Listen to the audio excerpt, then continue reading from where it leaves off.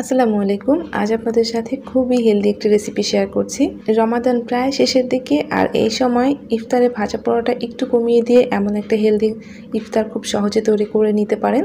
এটা বানাতে তেল একদমই কম লাগে, খুবই হেলদি একটি রেসিপি। আশা করছি আপনাদের ভালো লাগবে। তো প্রথমে একটা ডো তৈরি করছি। এর জন্য 1.5 কাপ ময়দা নিয়েছি আর 1.5 টেবিল চামচ চিনি দিয়ে দিলাম, 1 টেবিল চামচ গুঁড়া দুধ, আধা চা চামচ লবণ আর 1 চা চামচের একটু বেশি ইস্ট দিয়েছি। সব কিছুকে খুব ভালো করে মিক্সড করে নিলাম। এখন আমি এখানে 1 কাপ পরিমাণে হালকা গরম পানি নিয়েছি আর অল্প অল্প করে পানি দিয়ে একটা ডো তৈরি করে নিচ্ছি। এই ডোটা তৈরি করতে 1 কাপের কিছুটা কম পানি লেগেছে, পুরো 1 কাপ পানি এখানে দিতে হবে না। দেখেন কিছুটা পানি রয়ে গিয়েছে, তবে একটু নরম করে ডোটা তৈরি করতে হবে। 1 টেবিল চামচ আমি তেল দিয়েছি, তারপর খুব ভালো করে মিশিয়ে নিয়েছি। এখন অল্প করে ময়দা ছড়িয়ে দিয়ে আমি ডোটাকে খুব ভালোভাবে মথে নিচ্ছি।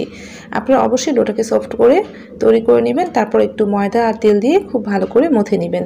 4 থেকে 5 মিনিট খুব ভালো করে মথে নিলেই দেখবেন যে ডোটা একদম সফট হয়ে পারফেক্টভাবে তৈরি হয়ে গিয়েছে। আর যখন দেখবেন যে হাতের মধ্যে আর লেগে যাচ্ছে না, বাটিতেও লেগে যাচ্ছে না, ডোটা অনেক সফট হয়েছে, সেই পর্যায়ে মাথা বন্ধ করে দিয়ে এখন আমি ঢেকে রাখছি 1 ঘন্টার জন্য। আর ঢাকনার ছিদ্র অবশ্যই বন্ধ করে দিতে হবে। আপনারা চাইলে প্লাস্টিক র্যাপ দিয়েও ঢেকে রাখতে পারেন। আমি 1 ঘন্টা রেখে দিচ্ছি।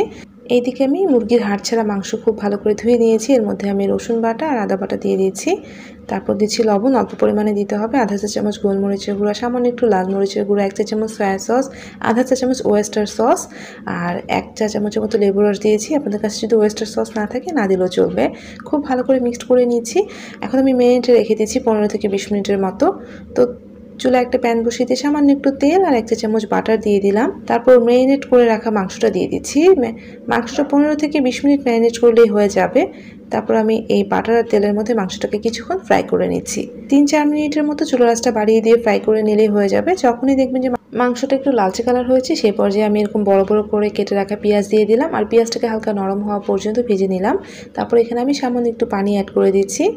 এখন আমি ঢাকনা দিয়ে ঢেকে বসিয়ে রাখবো পানিটা শুকিয়ে আসা পর্যন্ত। তো পানিটা কিছুক্ষণের মধ্যে শুকিয়ে আসবে। হালকা একটু পানি থাকা অবস্থায় আমি নেড়েচেড়ে পানিটাকে শুকিয়ে নিয়েছি। আর পেঁয়াজগুলো দেখেন হালকা একটু কাঁচা কাঁচা রয়েছে। এই পর্যায়ে আমি দিয়ে দিয়েছি ক্যাপসিকাম আর আধা চা চামচ দিয়েছি চিলি ফ্লেক্স। নেড়েচেড়ে সব কিছুকে মিশিয়ে নিয়েছি। পুরোপুরি পানিটা শুকিয়ে গিয়েছে। এখন আমি এর মধ্যে 3 টেবিল চামচের মতো নর্মাল দুধ দিয়ে দিলাম আর দুধটা দিয়ে নেড়েচেড়ে মিক্সড করে নিচ্ছি। যখন এরকম একটু হালকা আঠালো হয়ে যাবে নামিয়ে নিচ্ছি। নামিয়ে একটা বাটিতে নিয়ে নিচ্ছি। তারপর এটাকে খুব ভালো করে ঠান্ডা করে নিচ্ছি। আর এদিকে ডোটা ফুলে গিয়েছে, 1 ঘন্টার আগে বেশ অনেকটা ফুলে গিয়েছে। তো আমি ডোটাকে তুলে নিচ্ছি। একটা বোর্ডের মধ্যে সামান্য একটু ময়দা ছড়িয়ে দিয়ে ডোটাকে তুলে একটা রোল তৈরি করে নিচ্ছি। আমি 6টার মতো লেচি কেটে নিয়েছি আর এগুলোকে এরকম গোল গোল বল করে যে বাটির মধ্যে আমি ডোটা সেট করেছিলাম সেটার মধ্যে রেখে দিয়েছি। আর বাকি একটা আমি এর মধ্যে নিয়ে নিয়েছি, সামান্য একটু ময়দা ছড়িয়ে দিয়ে গোল করে মোটা একটা রুটি বানিয়ে নিচ্ছি। তবে ছোট একটা রুটি বানাচ্ছি, বড় রুটি না।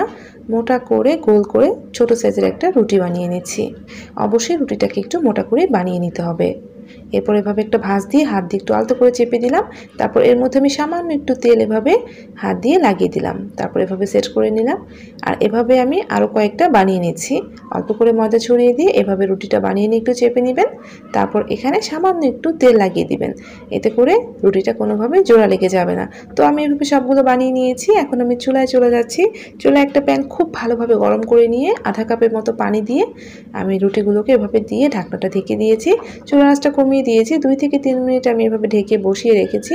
আর যখন দেখবেন যে পানিটা শুকিয়ে গিয়েছে, এই পর্যায়ে 1 চা চামচের মতো তেল দিয়ে আমি এই রুটিগুলোকে এভাবে উল্টে পাল্টে দিচ্ছি। এতে করে খুব ইজিলি রুটিগুলোকে উল্টে দেওয়া যায়।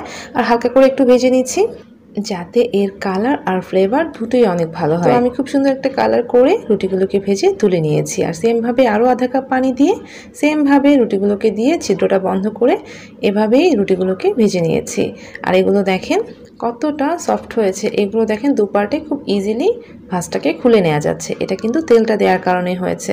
তো আমি এগুলোকে এখন সেট করে নিচ্ছি। এর জন্য পুরোটা রেডি করছি। সামান্য একটু গাজর কুচি দিয়েছি আর দিয়েছি 3 টেবিল চামচ মেয়োনিজ আর দিয়েছি 1 টেবিল চামচ চিলি সস। আপনারা এখানে টমেটো সসটা ইউজ করতে পারেন। এখন এই সব কিছুকে খুব ভালো করে মিক্সড করে নিচ্ছি। মেয়োনিজ আর সসটাকে ভালোভাবে মিশিয়ে নিতে হবে যাতে পুরোর সাথে মিক্সড হয়ে যায়। আর যে আমি ব্রেডগুলো বানিয়ে রেখেছি এগুলো দুভাগে এভাবে খুলে নিয়ে তারপর ভিতরে পুরটা দিয়ে দিচ্ছি।